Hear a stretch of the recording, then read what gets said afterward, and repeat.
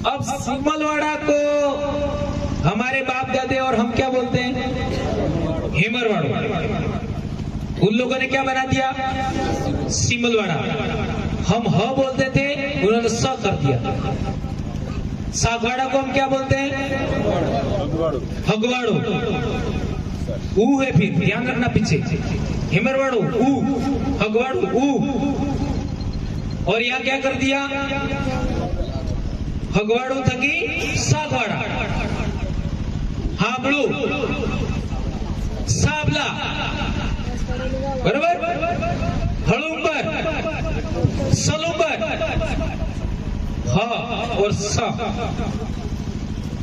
ये बात भी समझिए, ये बात बहुत महत्वपूर्ण है। अब सवाल पैदा होता है कि हिंदी भाषा के अंदर हमारे शब्द मैच क्यों नहीं करते? जब हिंदी भाषा में हमारे शब्द मैच नहीं कर रहे, तो संस्कृत भाषा में भी मैच नहीं करेंगे। बकरी को संस्कृत में क्या बोलते हैं? अजा। और हमारे बोली में बकरी को क्या बोलते हैं? बुकड़ी। बुकड़ी तो बाकरी हर को, बकरी हर को लागे। एक और शब्द है साड़ी। ये न हिंदी मैच था न संस्कृत में मैच था। और भेड़ होती है, भेड़, उसको संस्कृत में क्या बोलते हैं?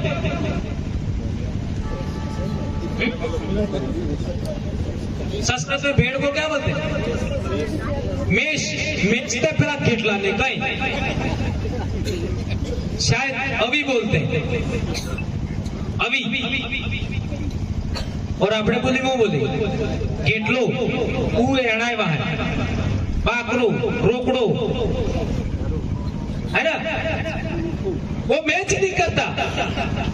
हिंदी भाषा के अंदर तुर्की भाषा के भी शब्द है, फारसी भाषा के भी शब्द है, अरबी भाषा के भी शब्द है, संस्कृत भाषा के भी शब्द है, और प्राकृत भाषा के भी शब्द है। अब सवाल पैदा होता है, प्राकृत भाषा होती क्या है? तो आदिवासियों की बोली के अंदर जो भाषा है वो प्राकृत भाषा है। और प्राकृत भाषा में लिखे हुए हमारे देश में बहुत सारी शिलालेख मिले। प्राकृत भाषा में हमारे देश में विश्वविद्यालय हुआ करते थे। अभी तक 70 के आसपास विश्वविद्यालय मिले, उनके पुरातात्विक अवशेष मिले। और आप सब जानते हो, आज से 2500 साल पहले तक्षशिला का भी विश्वविद्यालय था। तक्षशिला का 2500 साल पहले। और नालंदा विश्वविद्यालय तो हमारे देश में दिल्ली सल्तनत की स्थापना के बाद में उसको चलाया। 6 महीने तक उसकी लाइब्रेरी चलती रही। 6 मंजिला लाइब्रेरी थी। उसके अंदर 10,000 विद्यार्थी पढ़ते थे, 10,000, और 2,000 शिक्षक पढ़ाते थे। क्या हमारे देश में एक भी स्कूल ऐसी है? एक भी विश्वविद्यालय ऐसा है? दुनिया के दूसरे देशों से लोग केवल ज्ञान के लिए आते थे। आपको इतिहास पढ़ाया कि हमारे देश को लूटने के लिए लोग आए, अंग्रेज लूट के ले गए। कई सारे इस्लामिक आपका आक्रमणकारी थे, वो भी लूट करके लेके गए।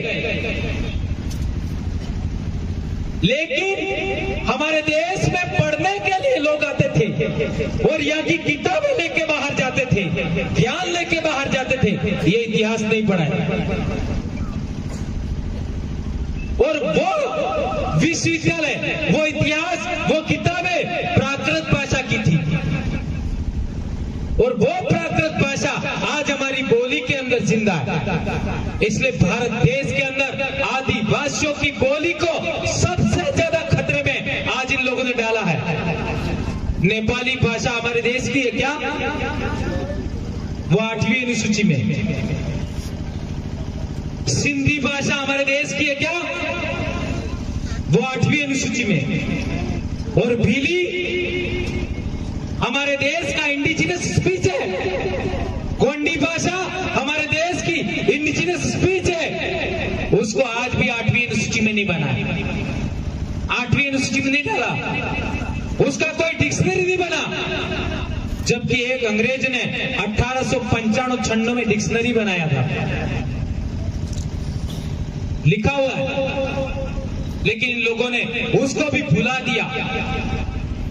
तो हमारा काम कितना बड़ा है ये आप सोच सकते हैं मेरे भाइयों, कितना बड़ा हमारा मिशन है, इसको आप लोग समझेंगे ऐसी मैं आशा करता हूं। गोविंद गुरु महाराज वाले ने जय सीताराम बोला, वो तो बोले